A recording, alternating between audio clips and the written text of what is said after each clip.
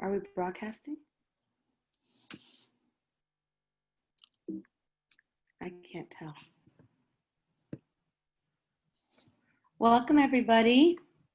Welcome, welcome, welcome. We are super, super excited to have folks joining us tonight for this long overdue and right on time conversation around Defunding the Police 101. We're gonna let people have a minute or two to join us so that we can all travel together for the next hour. So people are also welcome to use the chat if you want to share where you're calling in from or zooming in from, and a word to describe how you're doing today.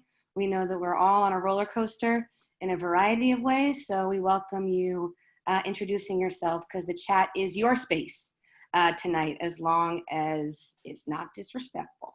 So welcome, welcome.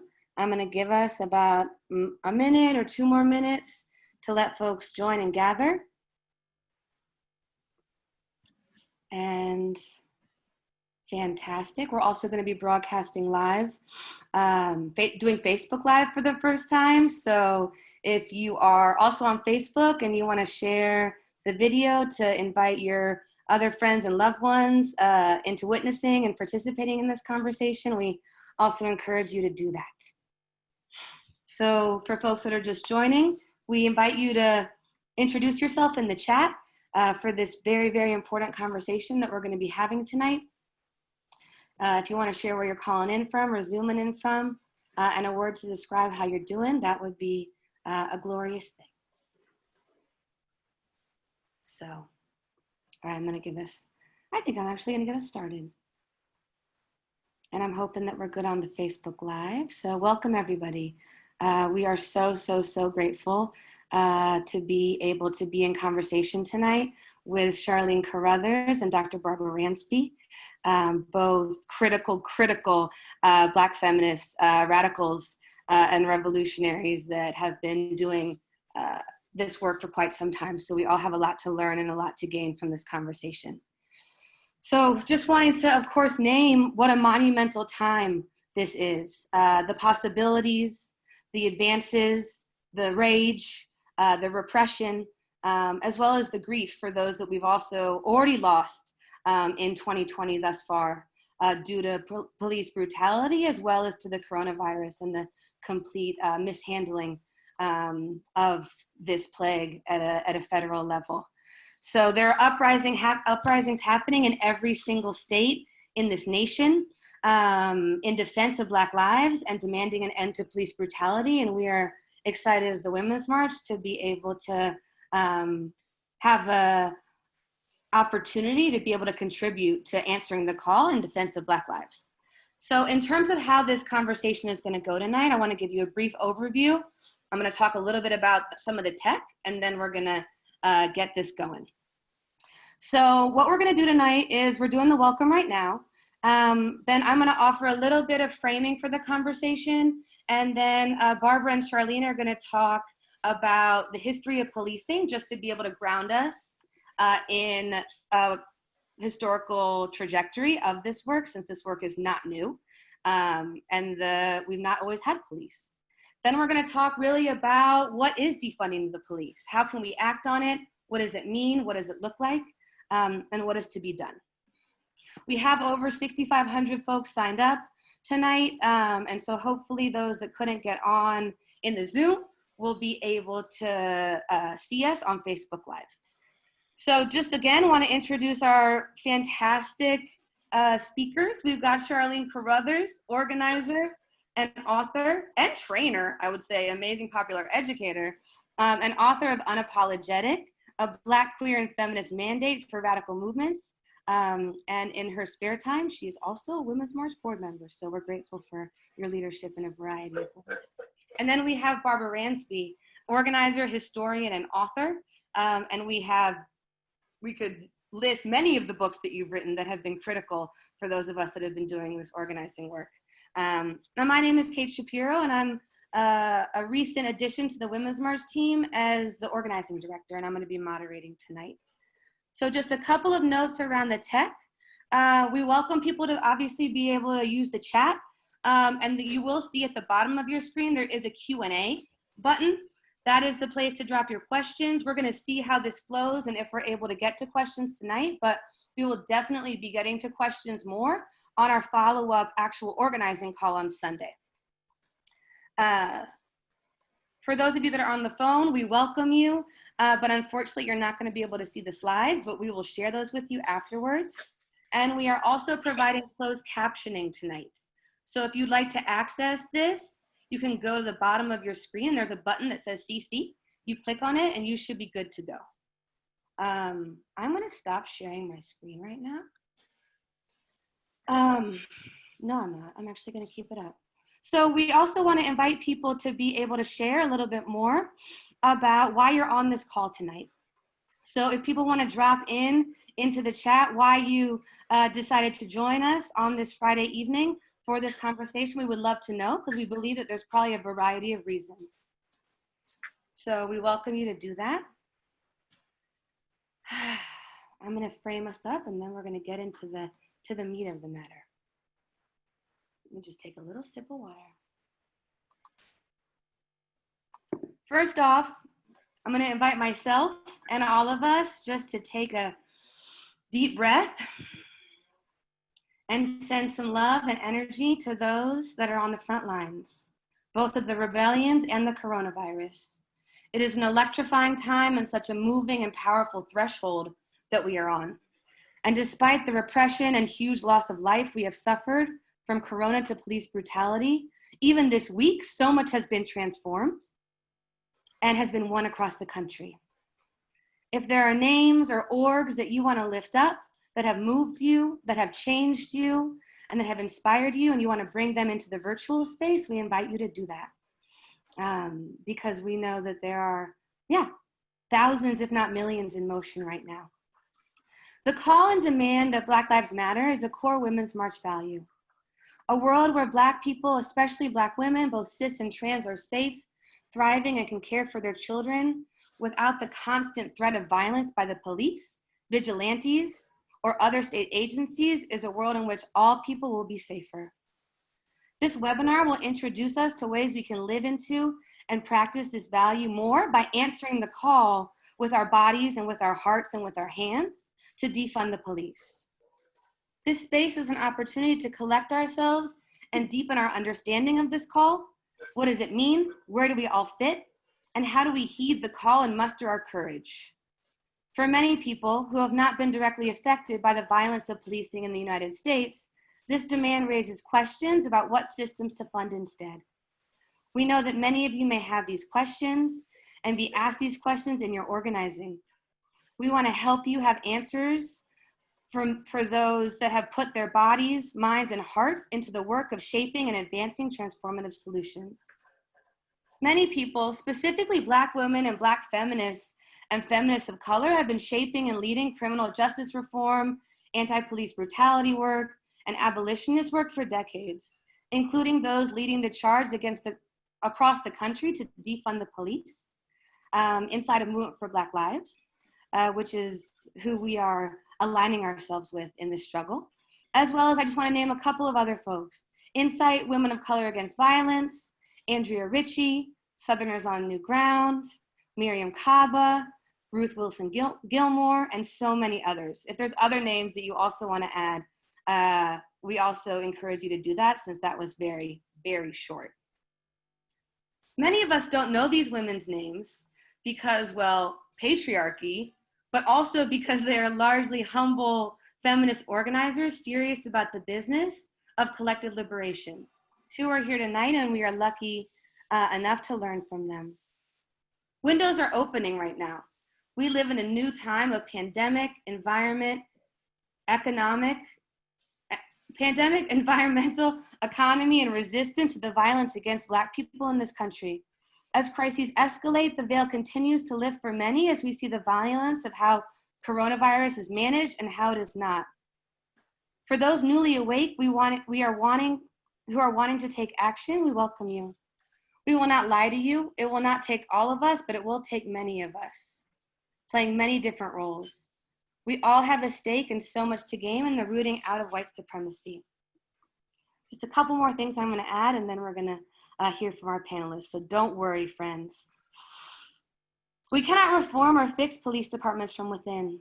We need to completely rethink what our communities need and defund the police and fund the solutions that we know our communities have been calling for desperately for decades. We have seen how body cams and other Band-Aid solutions have not ended the terrible tide of Black murder. This is not a one bad apple situation. The DNA of the institution of policing is rooted in this country's need to contain, control, and extract Black life. Race is a key fault line in this country and also inside feminist movements. As an organization led by majority women of color and with a base that is majority white women, we refuse to get off the hot seat of taking responsibility for the weaponization of white womanhood. We are willing to rise and we are willing to transform it.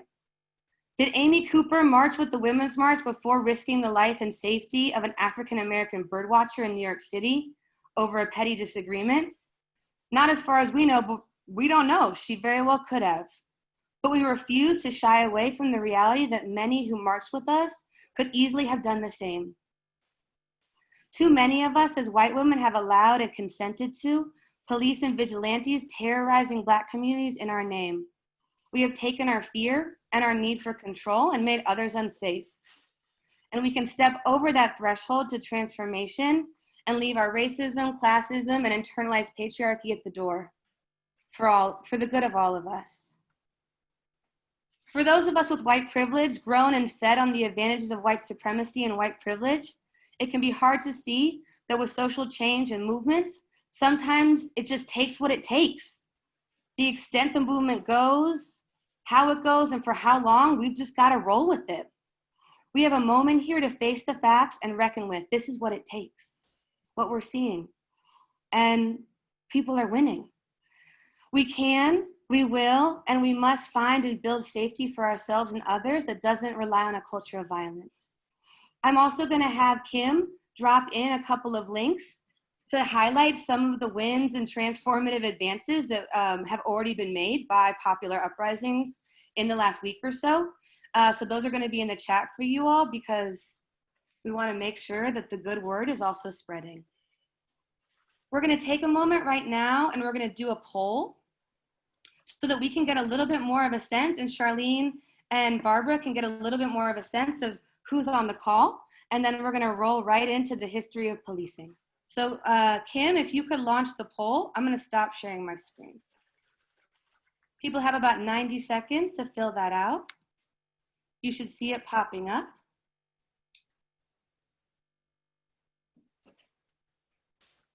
The first question is, what were you taught growing up about the police?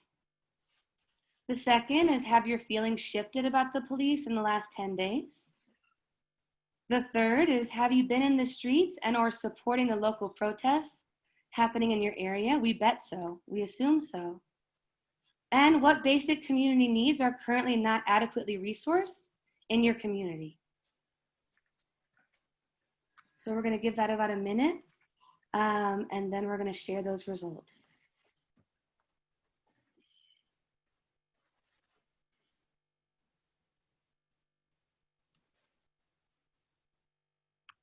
All right, I'm gonna give folks maybe 15 more seconds as I'm seeing the hundreds of responses come in.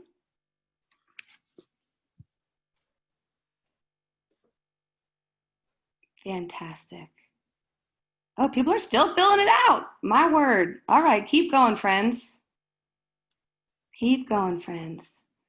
All right, 5 more seconds and then we're gonna end this poll. All right. Will you end the poll, Kim, and publish the results if you can?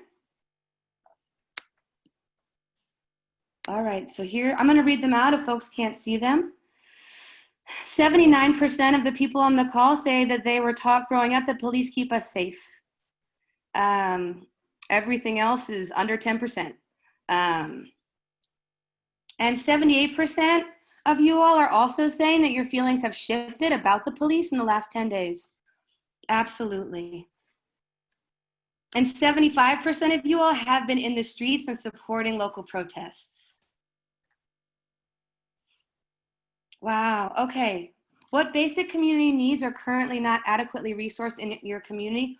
All of them, besides other, are over 50 to 60%.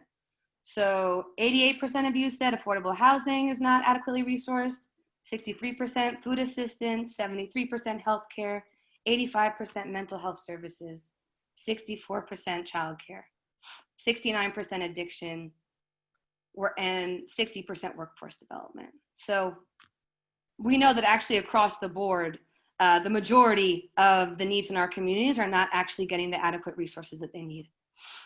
Okay, thank you for that. I'm gonna say stop sharing. We had over like 800 responses to that poll. So thank you everybody for giving us a little bit of a sense of where you're at. Okay, so without further ado, I am going to kick it over to our brilliant panelists to give us a little bit more grounding in the history of policing. And then we're going to get more into the nuts and bolts of defunding the police. So Barbara, if you'd like to start us off. Sure.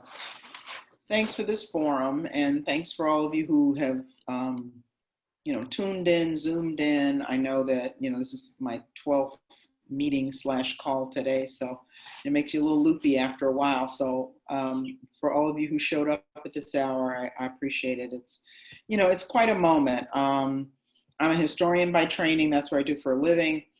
And so I think of, what's the breadth of what's happening right now. I was called, I told the story several times, I was called by a journalist, a young journalist recently, and I was on the run. I was going to a demonstration, and he said, no, I just want to ask you one question as a historian. It's like, is this a watershed moment? And I was kind of like, dude, you don't really need to be a historian to know that this is a watershed. I mean, we have a convergence of three major crises in this moment. And so the sobriety that's required, the seriousness is required, the depth of understanding that's required. So history of the police is part of the story, and I'll address that. But I also want to encourage us to think all of the various institutions of our society are interconnected. So we can't, and it's actually quite dangerous to isolate the police from the larger economy, from systems of heteropatriarchy, from the educational, apparatuses of society, et cetera. So that said, people often say, well, police are corrupt because they started, the tradition of policing started as slave catchers. And that's true. In the 18th century, there were people who were deputized to go out and to capture human beings, enslaved humans who had liberated themselves, had freed themselves from the bounds of chattel slavery. And that model was built upon when the state intervened and said, instead of having slave catchers be a private enterprise, we are going to deputize and then employ, sort of quote unquote professional, coercive forces to protect the interests of the powers that be.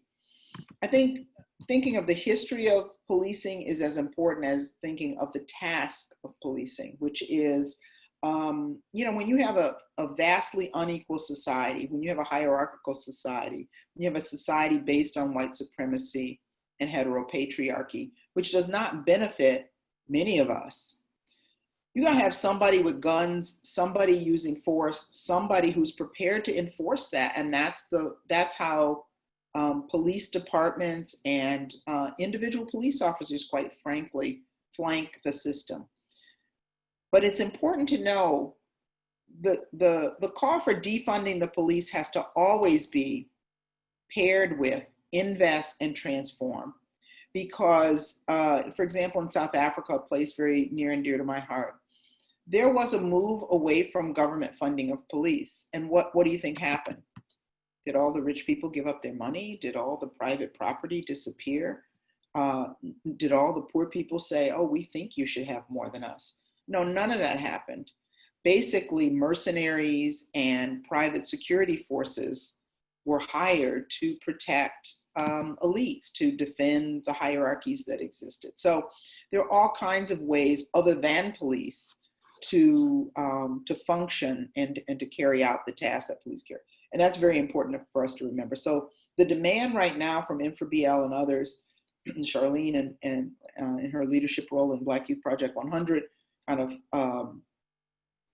of pioneered this notion, is invest, divest, and invest.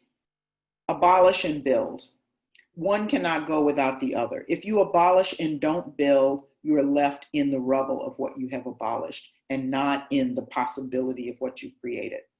So anyway, so to say a little bit more about the history of police forces, you know, we think of the 18th century, the slave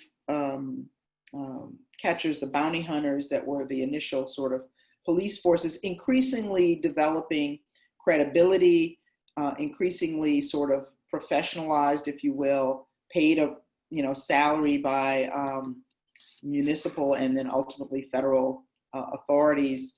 And then we see the role of police historically. I mean, every biography that I've written about Black women activists, from Ella Baker to Aslanda Robeson to the Movement for Black Lives, the fight against police power over Black people's bodies and women's bodies has been a very, very important part of their stories. I mean, protests against the police that I didn't even know existed in the 1920s and the 1930s and the 1940s were very much a part of this whole chronology. Every urban uprising in the Black community, in the last century and this one, have been triggered by what? Police violence.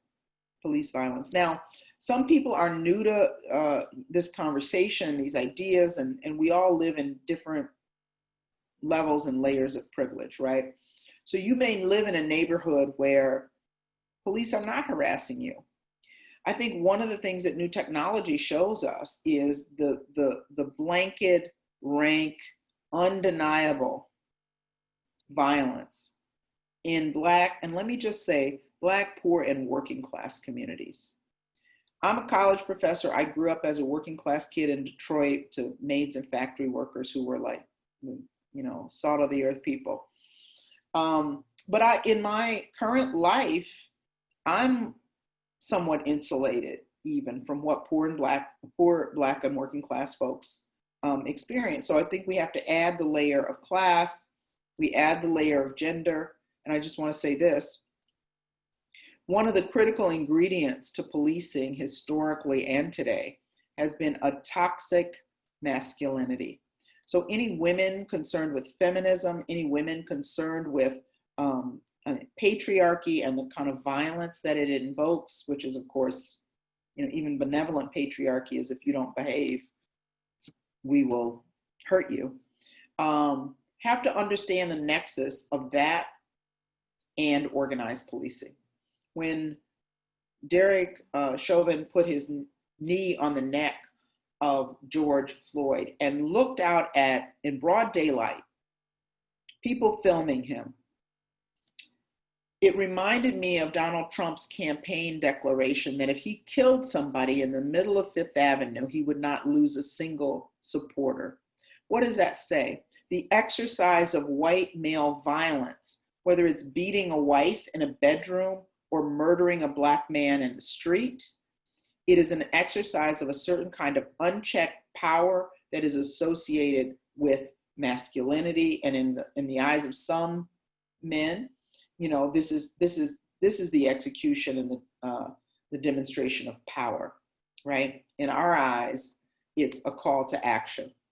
So anyway, these are some of the, when I was a kid growing up in Detroit, I was 10 years old in 1967. It was one of the bloodiest rebellions in the 1960s, triggered by police violence. We had a unit in Detroit called STRESS, Stop the Robberies, Enjoy Safe Streets. So under the guise of protection, under the guise of a kind of benevolent protection, we were told that police had to get tough on crime. Police had to use extraordinary measures. And they were basically, decoy units that set up young Black people and hurt them, arrested them, in some cases killed them.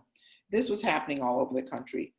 Some of that became a trigger for the Detroit Rebellion of 1967, the Watts Rebellion of 65, the Harlem Rebellion of 64, and so forth and so on. So the tension between race, gender, and policing goes back to the very, very early, concepts of policing is one message. And the other message I want to offer is that let's not fetishize policing.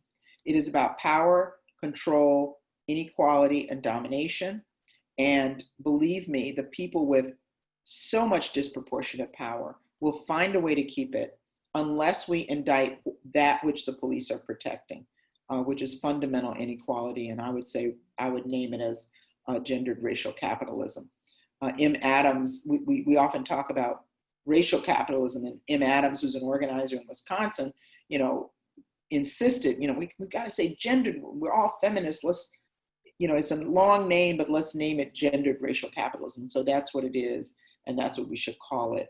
And any of us concerned about the liberation of all women and all people need to be about the business of dismantling it. Fantastic, thank you for that. And every answer will not be that long. No, that was critical. Go ahead, Carruthers. I can pop in now. Thank you so much, Barbara, for everything you just shared, particularly the nuts and bolts of the history, and then also the broader framing of how policing is a part of a big web.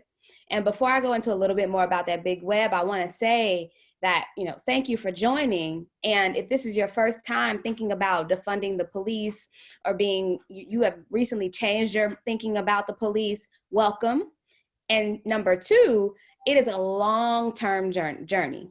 This is not going to happen overnight. You're going to have a lot of questions after this session, and everything Barbara just said, you should follow up and look up more information and learn more about many of the keywords that she just shared. So when Barbara spoke about the broader web that police are part of, one way to think about that is framed within what is called the prison industrial complex. And I use a definition from critical resistance. And many of the people who are part of critical resistance, learn from the people in critical resistance, are the same people who I learned about the prison industrial complex from, and even more importantly, really more importantly, the abolition of the prison industrial complex. So what is the prison industrial complex? A really short, a first intro is from the critical resistance that I'm reading, is that the prison industrial complex, or PIC, is a term we use to describe the overlapping interests of government and industry that use surveillance, policing, and imprisonment as solutions to economic, social, and political problems. Essentially, if anyone experiences conflict, violence, or harm, more often than not in this country, be it through little physical buildings, physical people, or through how we think about each other and how we treat each other, oftentimes the response comes through this broader system, right, of surveillance, policing, and imprisonment. And this is what has been offered to most people as the solution. Somebody hurts you, you in a fight, you experience violence. The solutions are we're oftentimes pointed to the police, prisons, and jails. And so many of us, including myself, and I didn't even learn about prison abolition as a concept until 2013 from Comrade Asha Ransby Sporn. And I just didn't know. And it was Asha. It was Asha. I tell everybody Asha's the person who introduced me to abolition. In 2013, I didn't know. So I've been organizing and doing activism work for over 15 years now, and I hadn't heard about it until 2013. And so the critical resistance identifies or defines PIC, prison industrial complex abolition, as a political vision with the goal of eliminating imprisonment, policing, in surveillance and creating lasting alternatives to punishment and imprisonment. As Barbara noted, abolition is not just the work of destroying everything, breaking everything down. Dr. Ruth Wilson Gilmore talks about the system at large that we're talking about as being about absence. It's about taking things away, us not having the things that we need. And abolition is about presence. It's about creating things. So the way I've learned about abolition, which Defund the Police is a part of that long-term journey, it is a valuable measure. And I wanted to make sure to ground us in the idea and the vision of abolition before, as we continue through this conversation, right? But we have to build these things. And so when we say defund the police and invest or divest from the police and invest in our communities, that is a part of a long-term political vision that says, actually, we're going to build the alternatives and we're going to think about safety beyond policing, beyond prisons and jails. And so it's a pathway. And for many people, it's going to potentially be an entry point tonight for y'all into a long-term project. And it is okay to be afraid of what a world without prisons and police and jails and surveillance looks like. It's okay to feel that way right now, but we need your help in order to actually build it if we're going to get there. So I'm excited to dig into the questions with Kate.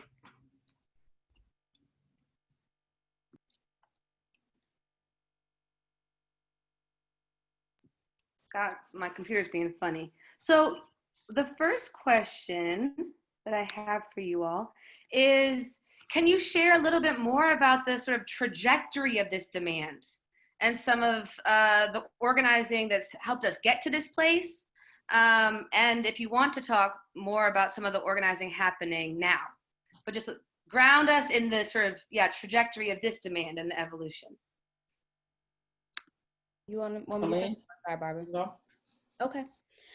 So as Barbara mentioned earlier, this is within a lineage of a lot of things. I will go easily back to the Haitian Revolution in the 1800s, to the many rebellions led by enslaved Africans in the United States, in the Caribbean, and South America, the anti-colonial struggles on the continent of Africa, as saying, actually, we are not okay. We demand to not be chattel. We demand to not be enslaved. We demand for you not to take our land and our people, right? And so this has been going on for hundreds of years. Some of the more contemporary work, we've named organizations like Critical Resistance, Incite Women of Color Against Violence. We should consider and think about really one of the greatest growths of the prison industrial complex in this country within the 80s, I say late 70s, the 80s, and up to the mid 90s, right? We had new legislation with the 1994 crime bill. We had the so-called war on drugs, all these things. So we've had people struggling against it. We've had campaigns like the Justice Reinvestment campaigns, organizations like the Ella Baker Center out in Oakland, California, and BYP 100 from about 2014 to 2016, we built out a campaign called Stop the Cops, Fund Black Futures. We created the agenda to build Black futures, the agenda to keep us safe. And that involved both policy work, legislative advocacy work, direct action work, grassroots organizing work, all of those things. We look to organizations like Incite to think about, what do we do with the hard questions around what do we do with no police in our communities? Well, oftentimes the answers that we have are the police don't keep us safe right now. And so people have listened to thousands of people across this country demanding something different and saying that we actually are best positioned to keep ourselves safe. I'll stop there. Fantastic. Thank you for that, Charlene. Okay, now we want to get a little bit more specific in terms of looking at sort of the institution of policing and police budgets. So could you all tell us a little bit more about sort of like how big are police budgets really relative to where else the money's going? And what are they spending that money on that they've got?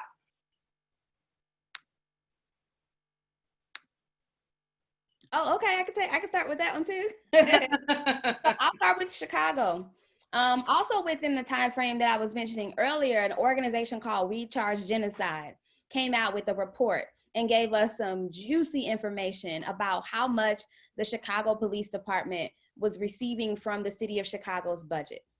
And what they learned was that the city of Chicago spent about $4.4 million a day, $4.4 million a day on the Chicago Police Department, and about 40% of the public service budget was going to, and continues to go to, the Chicago Police Department. What does that look like in big numbers? We're talking over $1 billion, near $2 billion being spent.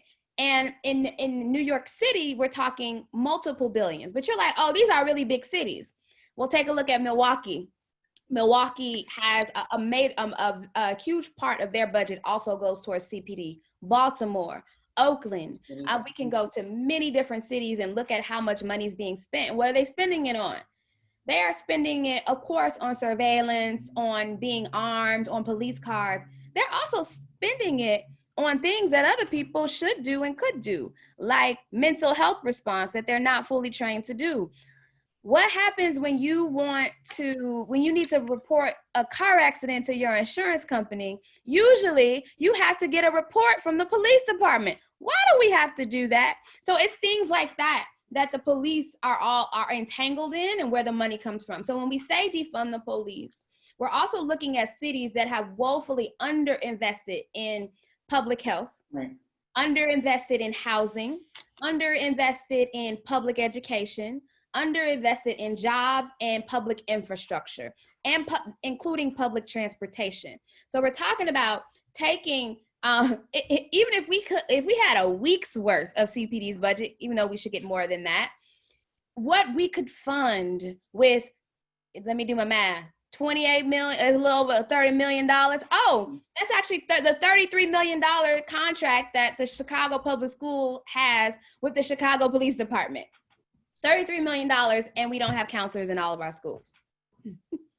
Yeah, and I think the other half of that, the divest is compelling, and Charlene lays out all of these, really billions of dollars across the country that are invested in policing.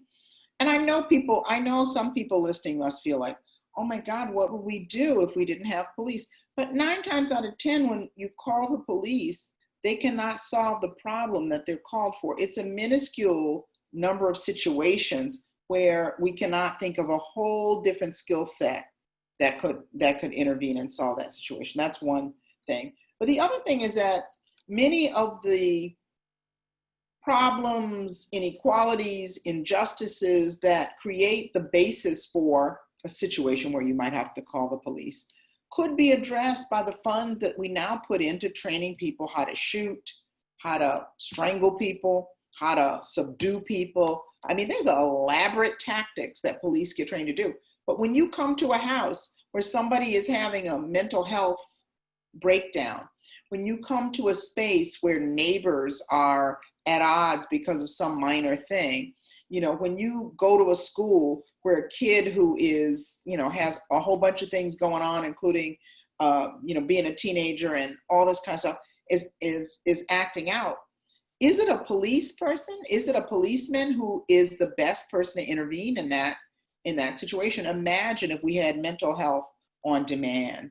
Imagine if, there were de-escalation teams that could come. I tell you, I've been more than one occasion with a flat tire or some kind of situation in which I was stranded and watched police cars go by.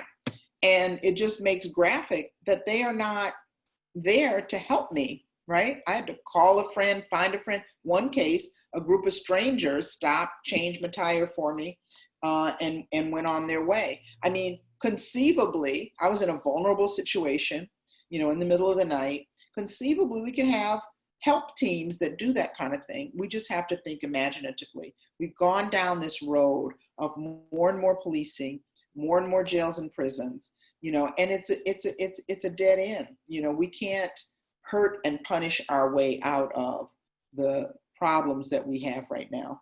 And we have to confront them straight up. The largest wealth disparity, that we have seen in this country. I mean, even going back to the robber barons, now with the coronavirus pandemic and the choice of the government to go in and bail out corporations, millions of people unemployed. These are the underlying problems that create the basis for police interventions. And they are often to protect property, they are to protect privilege, and many of us who are ordinary folks, are left on the sidelines. Chicago, a couple Decembers ago, there was, I think it was Christmas or New Year's Day, a family called the Chicago police because their son was home from college having a breakdown. He just, they couldn't reason with him. He was stressed, whatever. And the cops came into the Black community, and his neighbor stuck her head out her door, Betty Jones, to see what was going on. The cops killed him, the 21-year-old, and Antonio LeGrier, and Betty Jones, his neighbor. What? Because you have people ill-prepared and trained in the tactics of violence to go into a situation that really does not at all require or need that. So anyway, so let's think outside the box. Let's not think out of fear. Let's think out of creativity and determination to pave a different way. And imagine what those resources could do, what those interventions could look like, other than throwing somebody to the ground, shooting somebody, handcuffing somebody, throwing somebody in jail. These are not, every situation is not the same, but the overwhelming majority of calls that the police get are not situations that require what the police are trained to do. Absolutely.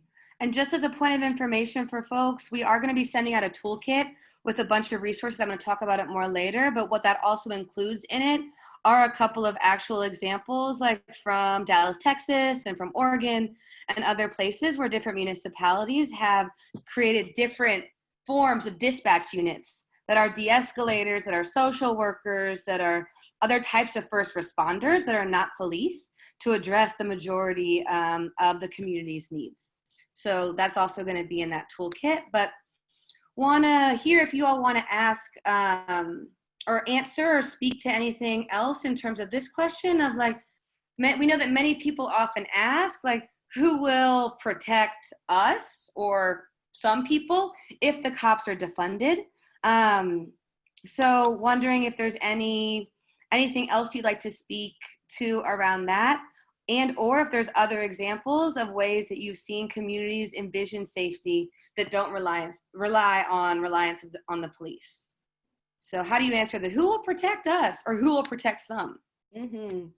I think both questions of who will protect us and who will protect some are extremely important, because some people are already living in communities that are not surveilled by the police, that don't have police riding up and down the neighborhood every single day, every single night. Or if they do, it's the patrol to make sure that nobody's coming in, right?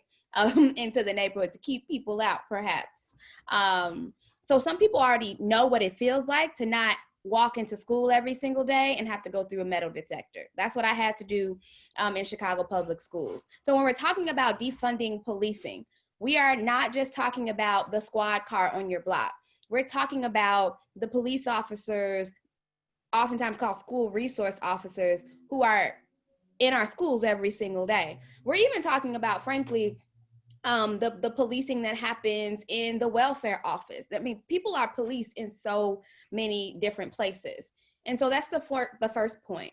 What do? We hire people who are community crisis responders, as Barbara mentioned. We also know that poverty is deeply connected to what happens in our communities, right?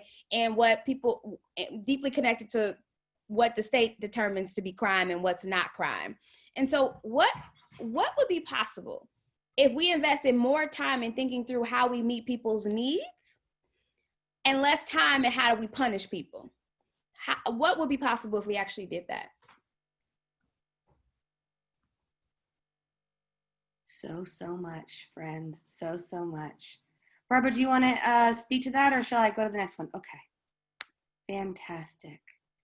Yeah, just one more question before we get to hear from you all about other ways that we can support the movement for Black lives. But are there any sort of specific advances and wins that we're having in this moment that obviously there are many, but that you want to sort of speak to and lift up on this call? Absolutely. So I was so excited. So the Alliance for Educational Justice is this national network that works with young people across the country running campaigns to end the school to prison pipeline. And I don't know if that's their messaging, but that's like the way to make sense to me, what they do. And so young people, including a lot of young Somali women in the Minneapolis public school district, worked on a campaign for years to get cops out of their schools. And recently, the school board voted to end their contract with the Minneapolis Police Department. That is major. And just know that these young people weren't just like, get the cops out the schools. They actually have visions and plans for what their schools would look like without cops and still be safe. That's so exciting to me. Portland is moving in the same direction. That is so excited. We've seen some small or some beginning measures from police departments in places like Los Angeles who are beginning commitments to defunding the police as well. We also have had other victories, right? Many communities are calling for, community control over police accountability. And there have been many people who won that, people who won other regulations as well. But it's so important to know that, like, once we win in one place, we can win in so many other places. I see Canada saying that, someone from Canada saying they kicked cops out of their schools in Toronto in 2017. I mean, don't make any mistake. Canada has its issues as well with anti-Black racism and anti-Indigenous policies as well, for sure. But I think it's important to note that. And we're in a moment where we're going to see more and more wins happen as well. And I'm like so excited about that. Yeah, and I think go back to my first point, kicking the cops out of the school has to be also about those resources get invested. I mean, can we imagine, in your wildest fantasy, can you imagine special needs students having, 2-3 people working with them to tease out their talents, to find their joy of learning and cultivate that and all that? I mean, it's not doable. We don't not know how to do it. We just don't have the will to devote the resources to do those kinds of things. So demilitarizing schools is also about investing in those schools and allowing creativity to flourish in terms of how we can nurture our young people, in terms of how we can solve problems, in our society without banishing people and punishing people in the way that we do. That, and then Charlene says this all the time, and Mariam Kaba and other people. It's also not about a lack of accountability. We don't just say, "Oh, you hurt us, go on about your business, we forgive you." It's not about that. Sometimes accountability takes longer, is harder, is more complicated than just saying, "We dismiss you, we're going to put you in a cage for the rest of your life." And that's that. Because every person we imprison, and policing is related to incarceration and the mass targeted incarceration, as Dylan Rodriguez says.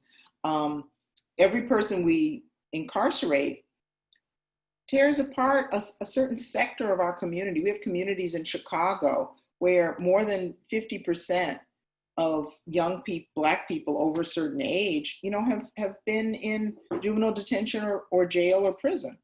And many more than that had negative contacts with the cops. What does that do to a community? Not just that individual, but everybody else as well, their siblings and partners and parents and children and all that. So, we've got to do better. And that's what the challenge of abolition is. That's a challenge, this challenge of defunding the police is about. Imagine all those horrific scenes of police violence and think that is organically what emerges from the logic of police as solutions to problems. It is not an aberration. And that's the most disturbing, but gives us a clear path to change. Completely. Thank you. Oh, thank you, friends. This is like, yeah, as you can see from the chat, people are already been transformed, having their, finding their people, having their minds blown. So thank you, thank you, thank you. Hey, can I say one more time? Yeah, please. Just about individuals and how, because I remember I actually had a very long conversation with a Women's March person in Chicago. And it was about, we were saying anti-militarism, and she said, well, what about military families? I mean, there are people that go into the military, they become military family, are you talking about not supporting them? So I think, many of us have people, I have a couple cousins in Detroit who went into the police force, and different people know people who became cops. I mean, we're not talking about those people evaporating. We're talking about them doing something else, right? Nobody is one-dimensional. So it's a dangerous job because of the nature of it. It is a job that gets us into this larger problematic conundrum of injustice that we're talking about. We're talking about liberating human energy from that role and deploying it in other ways. And so it is not an attack on every person that has found themselves in that role, but it's saying that role comes with a certain burden, an ethical compromise that human beings shouldn't have to make. And we want to change that. I love that you said that, Barbara. Thank you so much. A very, very critical addition to so much brilliance. So I'm going to, Charlene and I are going to run through really quickly a set of slides that our comrade Emily prepared for us that illustrate a really incredible New York Times op-ed that Kim will drop in the chat that discusses why we need to defund the police and where that money could go as another way to see what's possible. Right. So why should you support the M4BL, Movement for Black Lives, Demand for Policing? This is an article written by Philip McHarris and Tenjiwe McHarris. And yes, they are siblings. So in the article, they say we need alternatives to policing, and the idea that better policing, quote unquote, better policing does not work. I saw that in the chat where folks were like, oh, we're just gonna defund it and they'll do like less things, like what happens? And so what we know is that the Minneapolis Police Department, which was actually held up as a model of so-called progressive police reform, did all these different things. They did the officer diversity. They did the body cameras. They did the training, the implicit bias training that people love to advocate for. They did the mindfulness training, de-escalation training, mental health crisis intervention training. And still, George Floyd was killed by a Minneapolis police officer. He was still murdered. We know that Eric Garner was placed in a chokehold and killed in New York City, and chokeholds were illegal in New York City for the New York Police Department, and he was still killed. So the focus being on training and diversity and technology, it actually moves more resources to the cops, and it pulls our attention away from policing as a system and institution. And so the solution to ending police violence and cultivating a safer country is to reduce the power of the police. We know that power is about organized money, resources, and organized people. And we want to reduce the amount of power that police have, right? And that means the amount of cops, the amount of officers, and the amount of money that they have. So when we put the amount of officers they have and the amount of money that they have together, that reflects so much of their power. And we know it's not just the officers, we know it's the mayors, the governors, the corporations that also deploy them. And that in turn also reduces police contacts, okay? And so we're talking about, we can go to the next one. We're talking about $100 billion. I know that's a really big number, y'all. I don't even know what $100 billion looks like. You know who does know what that looks like? It's probably Jeff Bezos. He knows what it looks like, the CEO of Amazon, right? He knows, but I don't even know what that money looks like. What I do know is in my mind, if I had $1 million, if I had $100,000, what I would do with that. So we're talking about the money that's spent nationwide, putting it into alternative responses and emergency programs. We don't even have nationwide healthcare in this country. Imagine what we could do if we had that money. Oh, I didn't even imagine. If you had an emergency to call 911, someone overdosed, someone's in you are experiencing domestic violence, a mental health crisis. We're in the middle of a pandemic, y'all, substance use and more, and no cop responded. Imagine if somebody else responded, if we had healthcare teams, if we had mental health resources and support, community care pods, restorative justice teams. Imagine if we had that instead. And this is already happening in so many places because communities have the alternatives, right? Our public housing safety plan, buy-in for residents that is talked about within the article as well. So people are starting to do this work and have done this work, but they deserve and need many, many more resources to make it happen nationwide. So we are already reimagining public safety to shrink and abolish prisons and police. I know that's wild for a lot of people, but we are already doing that thinking, Black folks, brown folks, Indigenous folks, and white folks too, and in turn investing in education, housing, economic security, and mental health. Beautiful. I get really excited talking about this because I really believe it. Completely. And we saw from the poll that there are countless life-giving needs, life and death needs that our communities have that are completely under-resourced and completely shredded. The whole social safety net has been dismantled in the service of the expansion of the prison industrial complex. So thank you for running us through that, Charlene.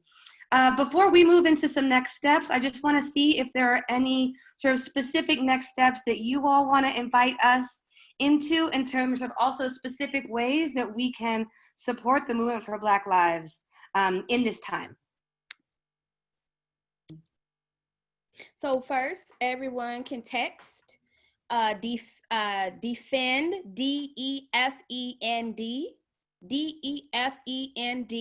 to 90975 if you want to, in order to remain connected with the movement for Black lives. The other thing that everyone can do is join a local campaign. And y'all, the campaign doesn't have to be called, it could be called, but doesn't have to be called Defund the Police campaign. It might be a campaign to get cops out of schools. It might be a campaign for public mental health care.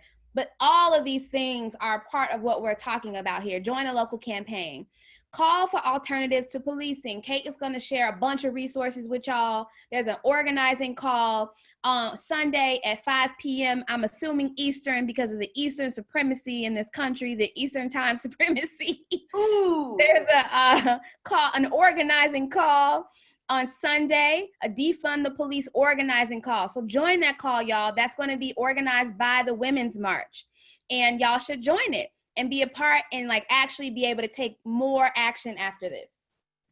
I also want to just plug, go to m4bl.org.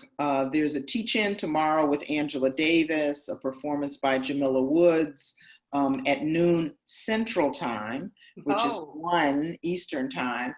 And it's really it's called Making Meaning of the Moment, viewing this crisis through an abolitionist lens. It's co-sponsored by Movement for Black Lives and the Rising Majority. And people who are in multiracial organizations, the Rising Majority, which emerged out of the Movement for Black Lives, is a coalition of Black and people of color-led organizations, climate change, feminists, many organizations. Women's March is a part of it, that is trying to build a big tent organization that is committed to progressive struggle, but also to anti-racism and anti-sexism. Fantastic. Thank you for putting us on and the reminder around what's happening tomorrow. Also, there's also, I guess that's the culmination though of the Movement for Black Lives Week of Action that hopefully some of you all have also been participating in. And that the Women's March, of course, is signed on to.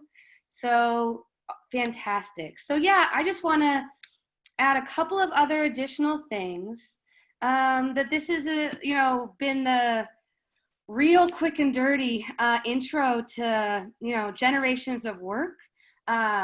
These systems were constructed deliberately over the course of generations, and we have a long road ahead of us. And we've also seen that the popular protests, despite the massive police repression and violence, continue to advance. So we are so excited to be able to be moving forward. And we want to say that we know that, of course, there's a million questions, and that we don't want to fall into the trap of having so many questions that means that then we become immobilized and can't work for justice in our local communities. So everybody who attended tonight and or who RSVP'd, you will receive a toolkit that has a bunch of readings, a bunch of tools, and a bunch of resources for how you can locally advance the demand to defund the police in your community. Again, the RSVP link for the organizing call on Sunday is going to be in the chat, and that's also going to go into the follow-up email. And that's the place also where we're going to answer a lot more questions and go over super concrete steps so that we don't suffer just being alone in our minds or in our house and then get immobilized, as I was saying before. So there are tools in there to learn about how policing is set up in your town if you're not familiar, how to find and build a team, how to sort of crack the code around the police budget, because they are often stashing money in all sorts of different places in that budget for police departments, and for ways to speak out and take a stand in addition to supporting the popular protests that are happening across this country. So I guess I have a slide for that, which I will share. And the other thing for people to know is that in the toolkit, there is more information also about the feminist summer school that we are going to be doing in July. And so that's going to equip us not only to be able to advance these demands locally in our communities, but also equip us to defeat Trump in November and beyond, so that we can find our people in this time and actually be on the right side of justice. So I'm going to share my screen one more time. It's being a little funny, so that's why it's getting weird over here. Maybe I can't do it. I'm sorry. Let me see. One more.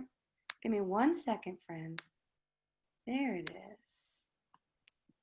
Okay, it's like giving me a split screen for some reason. There we go. So this is the link. It's bit.ly/defund webinar. That's going to be the follow-up organizing call. So we encourage you to join us. We encourage you to bring your friends. You got a couple of buddies that have also been transformed in this last week. The window is open. The veil is lifted. So let's get this work, friends. And then we can also support each other. And then we have some more resources here. Again, here's the code that Charlene mentioned earlier about how to receive text updates for the Movement for Black Lives. There's also a report here that's called Freedom to Thrive. The BYP 100 is heavily featured in about reimagining safety and security. There's a bunch of case studies in there. And then here's also a toolkit for alternatives to calling the police, knowing that, of course, there's a lot of questions and that we're going to have to build this thing together. We're not going to get it perfectly packaged. And then, oh, fantastic, Charlene. And then there's some resources here also around transformative justice. How will we handle acute harm in our communities, right? What's the path that we have to build together? And then one more resource here on critical resistance, as Charlene was mentioning earlier when she was reading the definition of the prison industrial complex. Oh, and last but not least, a crucial book by Angela Davis, Are Prisons Obsolete? Go get that from your library. And yeah, we just wanna remind folks that, yeah, we're gonna be sending all of this out. We encourage you to share it. We encourage you to RSVP for the call on Sunday so that we can actually keep moving forward in advancing this work, and that we just wanna invite a spirit of courage and a spirit of imagination, because it is gonna take many, many, many more of us in order to bring about the transformation that all of our communities need. So Charlene and I both saw this separately on Instagram yesterday, and we're talking about it this morning. So we wanted to leave you with this. Incidents of gun violence are rising in the neighborhood. Imagine. A trauma-informed crisis intervention team works with community activists to disarm and de-escalate conflicts. People doing harm are connected to services that address the underlying problem. Isn't that public safety? So I don't know if there's any other final words, Charlene or Barbara, that you want to offer. Otherwise, I think that we are going to end this part of this conversation, but that we are thrilled to be able to be in the work and in the movement with you all, and of course with the movement for Black Lives. So anything else, Charlene or Barbara, that you'd like to add? No? Yeah, I would just like to just say this. I think a lot of, I don't know the demographics of everyone who's listening. I think probably a lot of white women are listening. And I, wrote an article recently about the Amy Cooper event in Central Park, which was to say that woman made a certain kind of choice. And there are other white women, Anne Braden, an enormous heroine, a shero of mine, anti-racist Southern white woman. Even Jessie Daniels Ames, who was complicated white woman in the early 20th century, who organized a white women's group against lynching. So, I mean, there's ways in which we step up and define who we are as feminists, who we are as women, how we reject, eschew, and deploy our privilege in the service of justice. And so I think that's the choice that everyone has. So we hope people make the right choice. Mm-hmm. Very quickly, when we're talking about the Black lives who are surveilled, policed, imprisoned, and jailed, and all of those things, we're talking about all Black people. We mean all Black people. We mean the Black trans man who was killed by the Tallahassee Police Department, Tony McDade. We also mean Black trans woman Isla Nettles, who was killed in New York City. We also even mean the policing that happens in our neighborhoods by everyday people who think they should have control over other people. We mean Black people who are disabled, Black people who are undocumented, Black people who are young, Black people who are not young. We mean all Black people. And so if we're gonna have as complete solutions as possible for what's happening to Black people, we have to tell as complete stories as possible. And so in the spirit of like our lineage and where we come from, I don't want anybody to leave this call and continue to say the same old stories. Dig deep and look for bigger stories about what's happening to all people, all oppressed people in this world, so we can get to a more complete solution. Blessings. Thank you for that final word. We hope to see everybody on Sunday. We know that folks are doing what they can, and we are thrilled to be able to be at this crossroads and be able, as the Women's March, to unify as a pro-Black force and pro-Black for all Black people, and as a feminist force to dismantle one of the tentacles of the prison industrial complex that, of course, is decidedly not feminist because it's rooted in domination and power and control. So let's get this work, friends. Let's be that force for justice that we know we need. There's nothing holding us back but ourselves. So let's do this thing.